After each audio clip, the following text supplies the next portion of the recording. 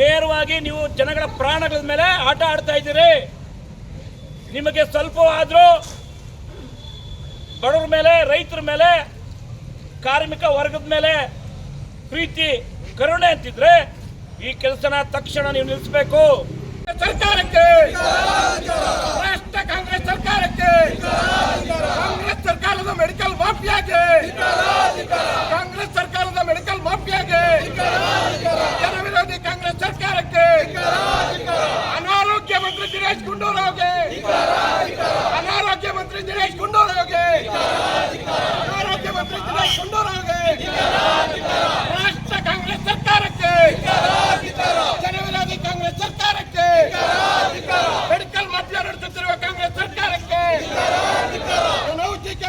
ಈ ಹೋರಾಟಕ್ಕೆ ಜಯವಾಗಲಿ. ಸ್ನೇಹಿತರೆ, ಎಲ್ಲ ಮಂಡಲ ಅಧ್ಯಕ್ಷರು, ಜಿಲ್ಲಾ ಪದಾಧಿಕಾರಿಗಳೇ, ಮೋರ್ಚಾ ಅಧ್ಯಕ್ಷರುಗಳೇ, ಪದಾಧಿಕಾರಿಗಳೇ, ಮಾಧ್ಯಮ ಮಿತ್ರರೇ,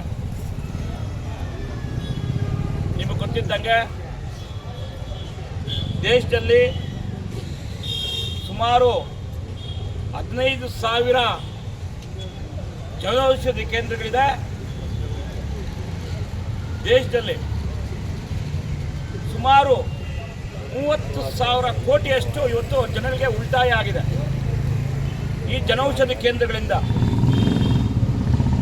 ಕರ್ನಾಟಕದಲ್ಲಿ ಸುಮಾರು 1,541 ಕೇಂದ್ರಗಳಿಂದ ಪ್ರತಿ ತಿಂಗಳಿಗೆ 4 ರಿಂದ 5 ಲಕ್ಷ ಜನ ಈ ಜನೌಷಧಿ ಕೇಂದ್ರಗಳಿಂದ ತಮ್ಮ ಹಣವನ್ನು ಉಳಿತಾಯ ಮಾಡ್ಕೊಳ್ತಾ ಇದ್ದಾರೆ, ಆರೋಗ್ಯವನ್ನು ಹೆಚ್ಚಿಸ್ಕೊಳ್ತಾ ಇದ್ದಾರೆ.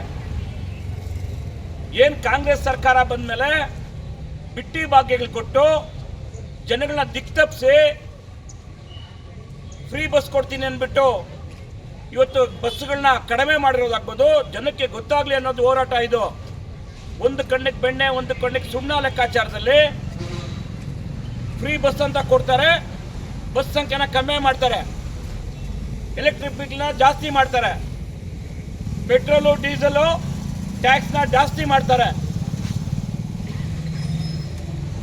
ಇವತ್ತು ನಿಮಗೆ ಗೊತ್ತಿದ್ದಂಗೆ ರೈತನ ಪಡೆಯುವಂಥ ಒಂದು ಪಾಣಿ ದರ ಎಷ್ಟಿತ್ತು, ಎಷ್ಟಾಗಿದೆ, ಟ್ರಾನ್ಸ್ಫಾರ್ಮ್ ಯಾವ ರೀತಿ ಕೊಡ್ತಾ ಇದ್ದಾರೆ. ಕೇವಲ 30,000 ಇದ್ದಿದ್ದ ಒಂದು ಟ್ರಾನ್ಸ್ಫಾರ್ಮ್, ರೈತನ ಬಳಸೋ ಒಂದು ಟ್ರಾನ್ಸ್ಫಾರ್ಮ್ಗೆ TCಗೆ ಇವತ್ತು 2,70,000ದಿಂದ 3 ಲಕ್ಷ ರೂಪಾಯಿ ಹಣ ಪಡೀತಾ ಇದ್ದಾರೆ. ಎಲ್ಲ ಕ್ಷೇತ್ರಗಳಲ್ಲಿ ಇವತ್ತು ಮಾಫಿಯಾ ತುಂಬಿಕೊಂಡು ಇವತ್ತು ಗ್ಯಾರಂಟಿಗಳಿಗೆ ಹಣ ಹೊಂದ್ಸಕ್ಕೆ ಆಗದಿರೇ ಏನು ಬಡ ಜನರ ಮೇಲೆ, ಉಳ್ಳೋರ ಮೇಲೆ ಹೋಗ್ತಾ ಇಲ್ಲ, ಇವರು ಬಡ ಜನರ ಮೇಲೆ ಇವರು ದಬ್ಬಾಳಿಕೆ. ಯಾವ ರೀತಿ ದಬ್ಬಾಳಿಕೆ? ಬೆಲೆ ಏರಿಕೆ ದಬ್ಬಾಳಿಕೆ. ಪ್ರತಿಯೊಂದು ಕ್ಷೇತ್ರದಲ್ಲಿ ಈ ಜನೌಷಧಿ ಕೇಂದ್ರಗಳನ್ನ ತೆರೆದಿರೋದು ಕೇಂದ್ರ ಸರ್ಕಾರ ಬಡ ಜನರಿಗೆ, ರೈತಾಪಿ ವರ್ಗಕ್ಕೆ ಒಳ್ಳೇದಾಗಬೇಕು, ಅವ್ರ ಆರೋಗ್ಯ ಇದಾಗಬೇಕಂತ. ನಾನು ನಿಮಗೊಂದು ತೋರ್ಸಕ್ಕೆ ಕೊಡ್ತಾ ಇದ್ದೀನಿ. ಇಲ್ಲಿ ಮಾನ್ಯ ಪತ್ರಕರ್ತ ಮಿತ್ರಗಳಿಗೆ,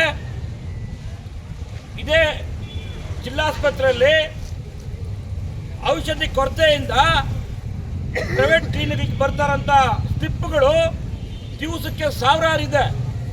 ಇವತ್ತು ಈ ಜನೌಷಧಿ ಕೇಂದ್ರದಿಂದ ಬಡ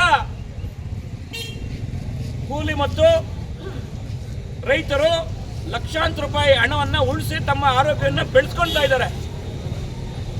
ನೋಡಿ, ಗೈಡ್ರೋಮ್ಯಾಟ್ TP ಇದು 18 ರೂಪಾಯಿ ಜನೌಷಧಿ ಕೇಂದ್ರದಲ್ಲಿ, ಆಚೆ ಹೋದ್ರೆ 120 ರೂಪಾಯಿ. ಇದಕ್ಕೆ ಸಿದ್ದರಾಮಯ್ಯ ಉತ್ತರ ಕೊಡ್ತಾರಾ? ಇಲ್ಲಿ ಸಿಗುತ್ತಾ ಇದು? ಒಂದು ಸ್ಟೋರ್ ವಾಸ್ ಅಂತ 9 ರೂಪಾಯಿ, ಕೇವಲ 9 ರೂಪಾಯಿ, 85 ರೂಪಾಯಿ ಔಟ್ಸೈಡು. ಈ ಥರ ಹೋದ್ರೆ ಸಾಕಷ್ಟಿದೆ, ನಿಮ್ಗೆ ಮಾಹಿತಿ ಕೂಡ ಕೊಡ್ತೀನಿ. ಏನು ಇವತ್ತು ಅದನ್ನು ಎಲ್ಲಿ ಸ್ಟಾಪ್ ಮಾಡ್ತಾ ಇದ್ದಾರೆ ಇವರು?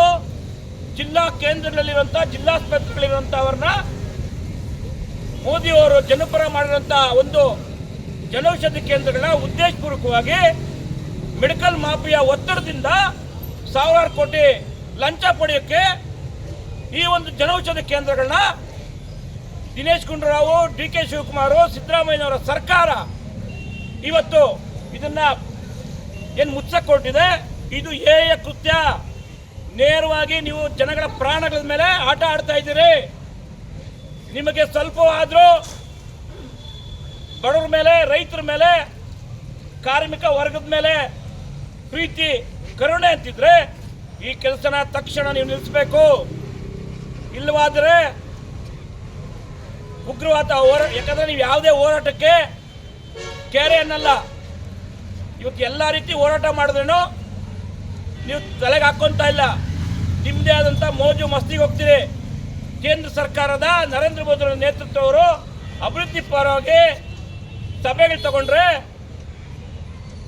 ರಾಷ್ಟ್ರೀಯದಲ್ಲಿ ಭಾರತದಲ್ಲಿ ಎಲ್ಲ ವಿರೋಧ ಪಕ್ಷದ ಕಮ್ಯುನಿಸ್ಟ್ ಪಕ್ಷದ ಮುಖ್ಯಮಂತ್ರಿಗಳು ಹೋಗ್ತಾರೆ. ಇವ್ರು ಯಾವುದೋ ಒಂದು ಬೀಗರೂಟಕ್ಕೆ ಹೆಲಿಕಾಪ್ಟರ್ ಹೋಗ್ತಾರೆ. ನಿಮಗೆ ರಾಜ್ಯದ ಜನರ ಬಗ್ಗೆ ಎಷ್ಟು ಕಾಳಜಿ ಅಂತ ನಿಮ್ಗೆ ಗೊತ್ತಾಗ್ತದೆ. ಬೇರೆ ಇಲ್ಲೇ ನೆರೆಯ ಆಂಧ್ರ, ತೆಲಂಗಾಣ, ಕೇರಳದ CMಗಳು ಹೋಗಿ ಅವ್ರಿಗೆ ಬೇಕಾದಂಥ ಪರಿಹಾರದ ಹಣವನ್ನು ಮಾನ್ಯ ಮೋದಿಯವ್ರ ಹತ್ರ ಮಾತಾಡಿ ಬಿಡುಗಡೆ ಮಾಡಿಸ್ಕೊಂಬಂದ್ರೆ ನಿಮಗೆ ಅದನ್ನು ಬಳಸ್ಕೊಳ್ಳೋಂಥ ತಾಕತ್ತಿಲ್ಲ. ಕೇಂದ್ರ ಸರ್ಕಾರದ ಮೇಲೆ ಇಲ್ಲೂ ತರದ ಆರೋಪ ಮಾಡ್ತೀರಿ. ಮಾನ್ಯ ಕುಮಾರಸ್ವಾಮಿ ಅವರು 2000 ಎಲೆಕ್ಟ್ರಿಕ್ ಬಸ್ಗಳು ಕೊಟ್ಟರೆ ರೇವಂತ್ ರೆಡ್ಡಿ ಅವರು ಅಭಿನಂದನೆ ಸಲ್ಲಿಸ್ತಾರೆ.